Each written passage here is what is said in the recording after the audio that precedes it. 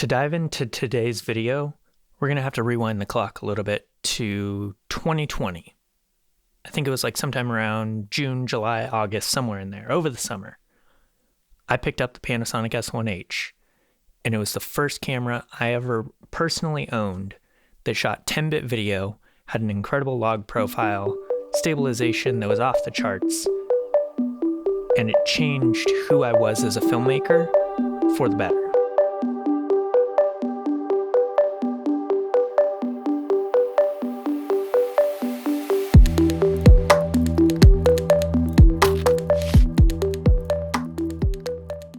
Today we're going to dive into what it looks like for me using that camera 3 years later, how my needs have changed as a filmmaker, what my style is, what I like to shoot, and does this camera still fit into that same workflow going on almost 4 years later? The short answer for those of you who, don't want to stick around for this whole video, yes, I will still be using the Panasonic S1H going into 2024 and beyond until my needs change again.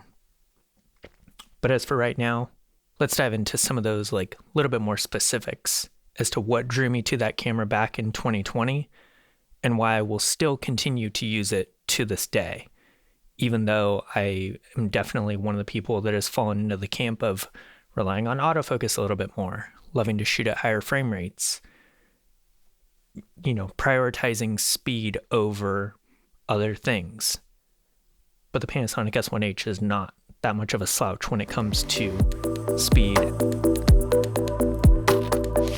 The context of the Panasonic S1H shooting 10-bit back in, June of 2020 all falls on the fact that at the time, Panasonic was one of the few companies at the sub $5,000 budget range actually putting out cameras that could shoot 10-bit.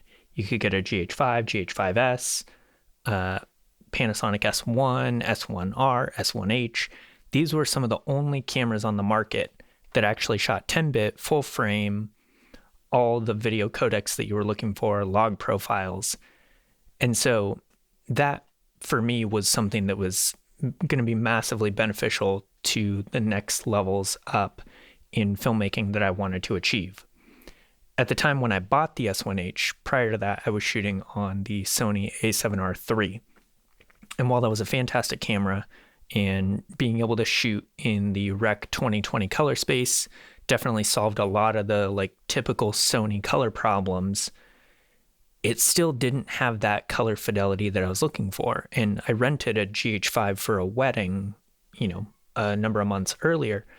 And that image quality for me just solidified that the S1H was going to be the camera for me. The other big factor in choosing the S1H over, upgrading to anything in the Canon line or trying to get something in a higher up Sony line of cameras was the fact that Panasonic had an incredible LUT library for their cameras.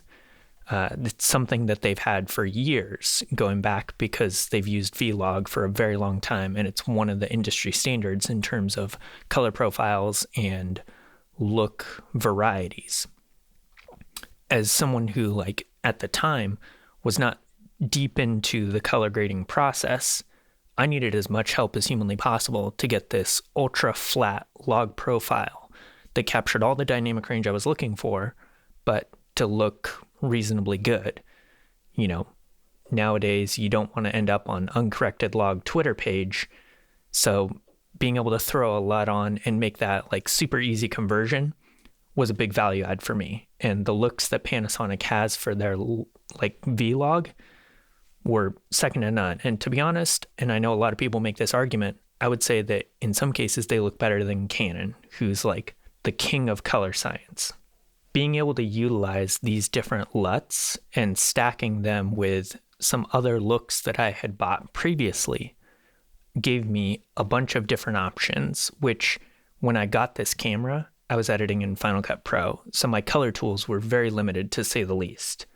But I still saw kind of that there's a dramatic improvement in image quality now that I'm, shooting on a 10-bit camera versus 8-bit. And that jump was pretty dramatic. With this camera being my first 10-bit camera and having the ability to actually grade log footage, I got bit with that color grading bug that I feel like everyone gets at some point in their career.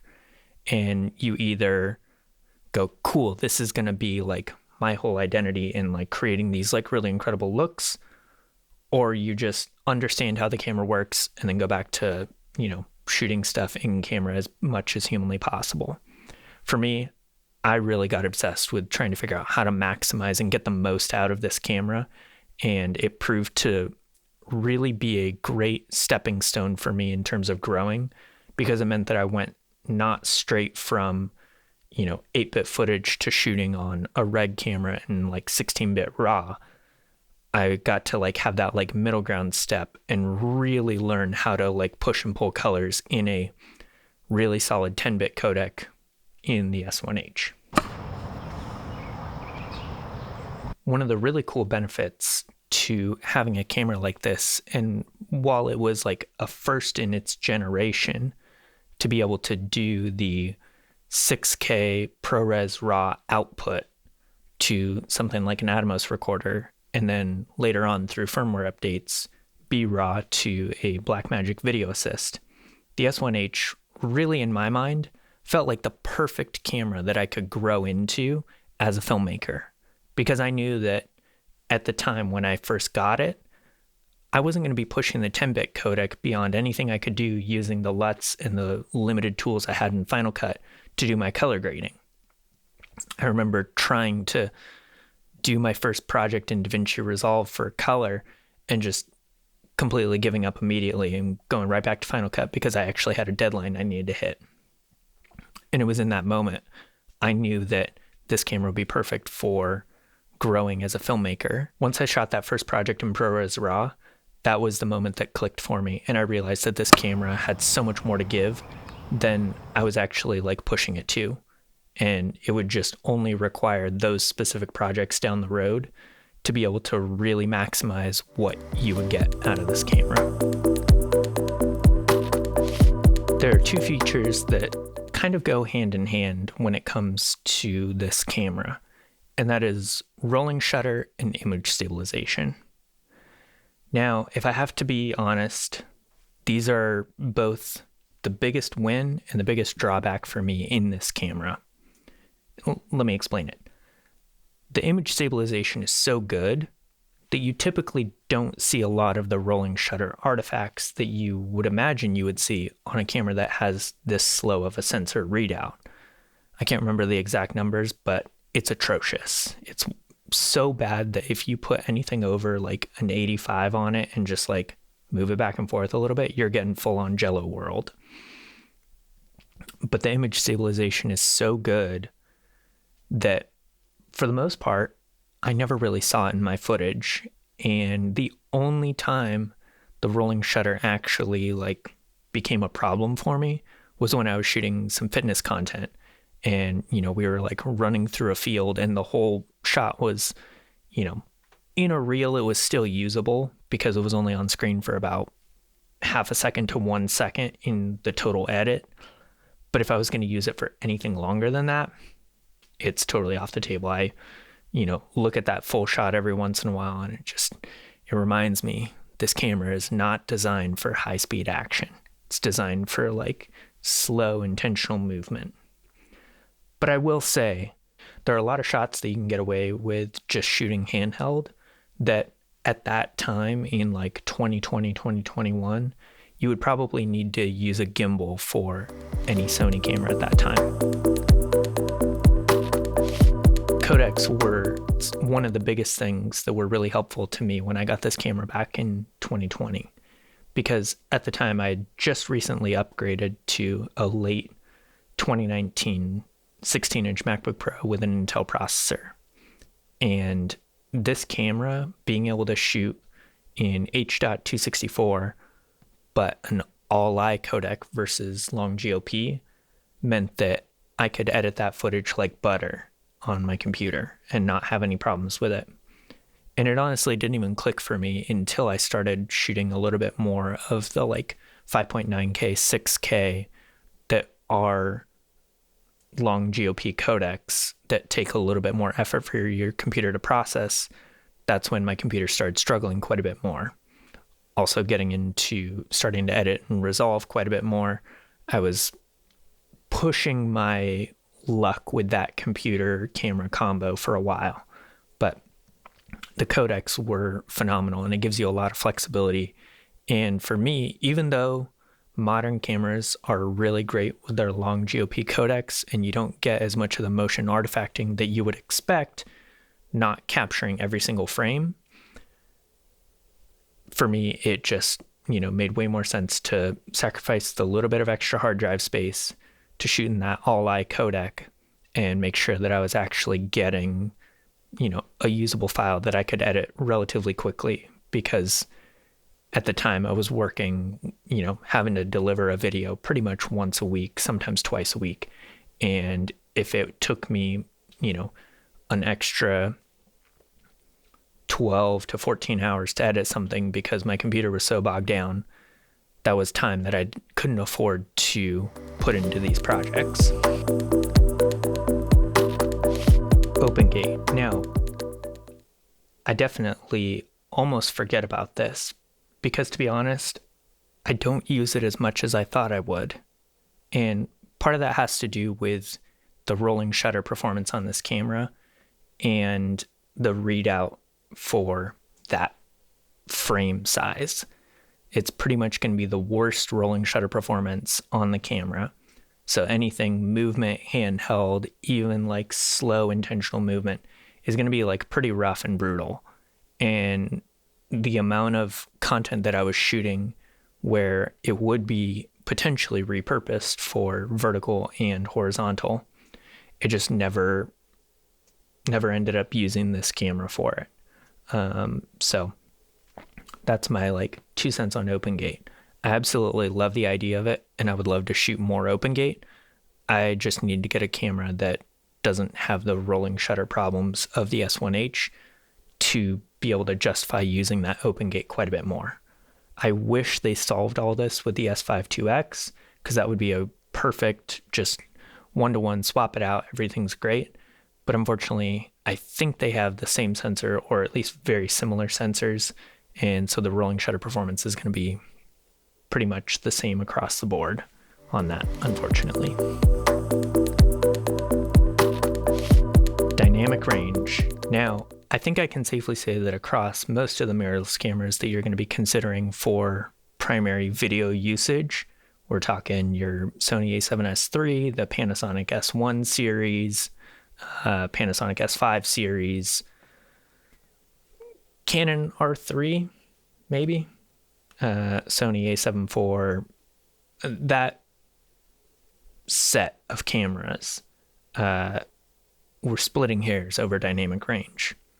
But if I have to give a winner to that whole list, I'm probably going to go with the S1H. I have been absolutely blown away with how much highlight and shadow detail I can retain on this camera. And kind of tying in a little bit to it, the ability to shoot in 6K means that, if I'm downsampling that to 4K, that noise becomes so small that it gives me so much more additional flexibility to work on that image in a way that I just didn't even realize until I started playing around with it a lot more.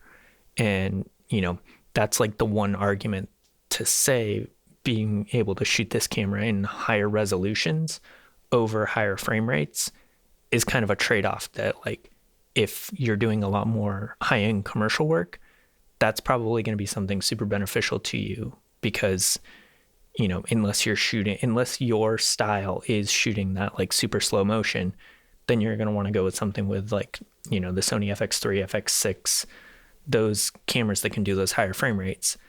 If you're looking into doing like real-time commercials and things that aren't actually utilizing slow motion, you might want to reconsider the S1H because it has the ability to shoot in that 6K which downsampling to 4K, or even like if you're going out to broadcast 1080p, that extra resolution gives you so much more detail in the final image versus having to capture that at whatever that final frame size is.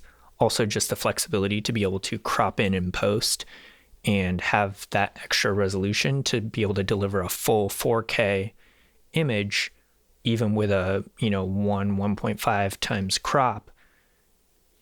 That gives you so much more flexibility in post to make that final image exactly what you need it to be. The frame rates on the S1H are honestly the biggest drawback to this camera, bar none. Now, when I got it, I was exclusively shooting 23.98 frames per second. I wanted that, cinematic look. And it's a great thing, but we're going into 2024, and if that's your look, you're going to be happy with this camera. But I know that, as time goes on and the speed with which we need to deliver things is ever increasing, the ability to have higher frame rates and slow down is kind of necessary. All that to say, even though the Panasonic S1H doesn't have the best frame rate options in the world, I think that it can still cover the majority of jobs that you need. Now, for me personally, that 1.5 times crop to go to 4K 60 is not the end of the world. And that's because my primary lens that I shoot on for videos is the Canon 35 1.4. And I also happen to have the Canon 24 1.4, which when you do the 1.5 times crop on it, comes out to approximately a 35 millimeter. So while you don't get the exact same look, you're going to get pretty darn close. And for me, being able to overcome and compensate for that, I think it's totally fine. Would I love for it to be full frame 4K 60 and have that real look to it? Yes. Audio is one of the things that, if you can't tell, is super important to me. And it's one of those things that a lot of people tend to overlook when it comes to creating videos for the internet. Now, on bigger production sets, you have sound mixer, you make everything look and sound absolutely perfect because typically there's a budget for it. But at a certain point, I feel like there's this dramatic drop off in quality of the way things sound. And to be honest, it kind of blows my mind because it doesn't have to be that way. And for me, the S1H was really just the tip of the spear in terms of diving into this world of XLR-based audio solutions. And getting that XLR adapter for the camera really unlocked a whole new world of audio quality for me as a filmmaker. It was the first time I got to record in 24-bit 96K audio internally in camera using what for a while was one of my favorite mics, the Rode NTG5. It was my favorite because arguably it was the only one I could afford at the time. But now being able to come full circle on it, being able to use something like the Sennheiser MKH50 or this new Lewitt LCT 440, I really love the ability to be able to record directly into camera with the crazy high audio quality. And I'm impressed with how good the preamps are on this XLR unit. Now, you're not going to be able to drive a Shure SM7B. Trust me, I've tried. But it's going to be able to do a lot of really great things. And especially if you're in a quick turnaround deliverable scenario, the ability to not have to sync that audio in post is huge. Having that XLR module on top of the S1H was just a huge game changer for me as a filmmaker. And it really opened my eyes to the difference in audio quality that you can get with different mics, different solutions, and how I think a lot of the stuff that people get to solve this problem initially in filmmaking, I think it's doing a little bit of a disservice because, to be honest, it's not even that cheap. It just is easy to use. And so people will get, whatever the latest and greatest 2.4 gigahertz wireless, mics are, or, the easiest on-camera shotgun mic that just plugs in and, has its own battery solution so you can override the preamp volume on your camera. But I think it's, doing a disservice to the world of audio to just jump into one of those as a stepping stone thinking, oh yeah, I'm going to be good and this is going to serve me forever. It's like the cheap tripod tax of the audio world. You buy a cheap tripod that, might still be several $100s, and then you immediately have to spend money on a more expensive tripod because you now have a camera that isn't supported by that. And same thing with the audio. A lot of these solutions will get you pretty far in that world, but in terms of actually doing like really high-end production work, you're going to find they fall apart pretty quickly. And being able to have something like the XLR module, if you're going to look for that next step in building out your kit, that's going to be a really solid step for you going forward, because it will allow you to, spend a reasonable amount of money. You can get a cheaper XLR-based shotgun mic that will probably have better noise performance than any of the other solutions on the market for those, battery-operated 3.5 millimeter microphones. And that actually will get you in a better place down the road, because you can, throw an extension cable on that, boom that right out of frame. And as you can tell, getting that into proximity is going to give you way better audio quality than a mic at the other side of the room stuck on camera. Now it's time to talk lenses. Now, part of the reason I actually started seriously considering buying the S1H was because right before then I started utilizing a lot of the Canon lenses that my wife had shooting weddings for 13 years to shoot video on my A7R III.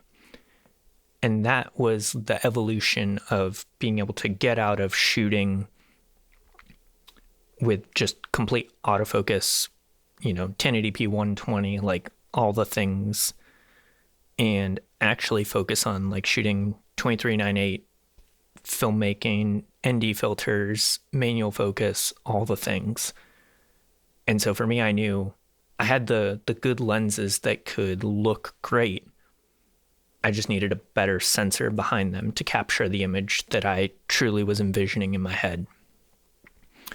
Also knowing that Panasonic cameras didn't have the ability to autofocus really well, even with their native lenses, that just allowed me to completely bypass the transition cost in trading out all of my lenses for Panasonic native lenses, which at the time in 2020, their lens lineup wasn't massive at all. This ties in perfectly to the fact that the Panasonic S1H has absolutely atrocious autofocus, and so I honestly have never used it. Scratch that. I've used it exactly once, and it was a wedding where I had rented the Panasonic 24-70 2.8, which is an absolutely phenomenal lens, but I got to really try it out. And in 4K 60, it wasn't that bad. It wasn't Sony or Canon level, but it wasn't horrible. That aside, I basically never use autofocus on the S1H because, to be honest, it's not trustworthy, even in the slightest. But because I'm also exclusively shooting on Canon lenses, I basically have never had the ability to use autofocus anyways. So kind of tying those two things together, the lens selection for me has been basically, I would say 85% of the Canon L series prime lenses and the Canon 24-70 2.8, which I need to make a video on at some point because that is arguably one of my favorite lenses. I've used it for, at this point, going on 6 years. And I honestly feel like I need to buy several more copies just in case anything happens to this, because it's a phenomenal lens. And I think it honestly is pretty underrated in terms of something that you can adapt to pretty much any camera. The built-in fan on the S1H was revolutionary at the time. Well, if you owned actual cinema cameras, it wasn't revolutionary at all because basically everything has a heat management system. But for a small mirrorless camera, as chunky and big as the S1H is, it was pretty groundbreaking. You basically never have to worry about overheating. It just automatically kicks in, does its job, and makes sure that that camera stays as cool as humanly possible. So that for me was a big win because I was coming from the world of the A7R3 that 30 minutes comes and goes and you are constantly having to stop and start recordings all over again. Kind of killed my vibe in terms of being able to actually, sell capturing conferences and other jobs like that.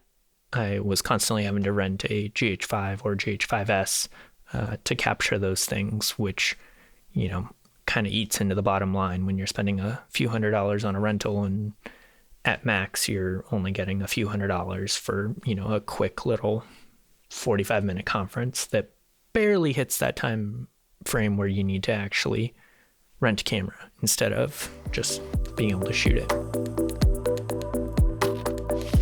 Okay, so shout out to everyone that made it to this part in the video. Now, to answer the question on everyone's mind, will I be keeping this camera going into 2024? The short answer, yes.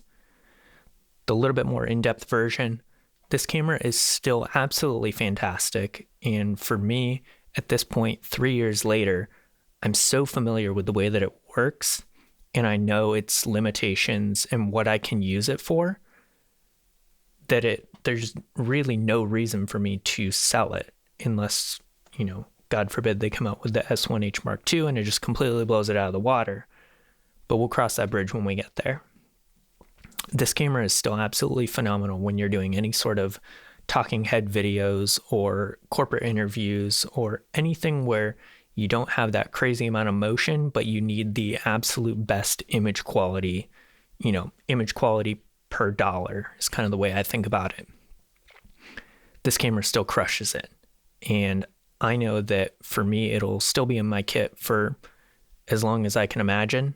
The only chance that would change is if down the road, which, can't always predict the future, I find myself needing to use autofocus quite a bit more. In which case, I would probably just replace this camera with like an S5 2X, because in my mind, that camera system, I've been watching reviews on it for the past year and a half, and it's really enticing me. If I could get a hold of Panasonic and get on that long-term loaner program, that would be phenomenal, because I would love to play around with it and create some content around that camera specifically. But if I was to replace the S1H, that would probably be the camera I would do it with.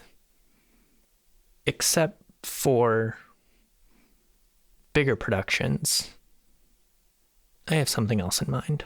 Not to foreshadow, but there might be some additional content coming to the channel sometime within the next couple months. Anyways, thank you so much for watching all of this, and I appreciate all of the support that I've gotten on my videos over the past year, and I'm really excited to get back into the swing of things for creating content, and hopefully we'll be able to get these out with significantly more consistency, and just excited for 2024. It's going to be a fantastic year. So until then, I will see you in the next video.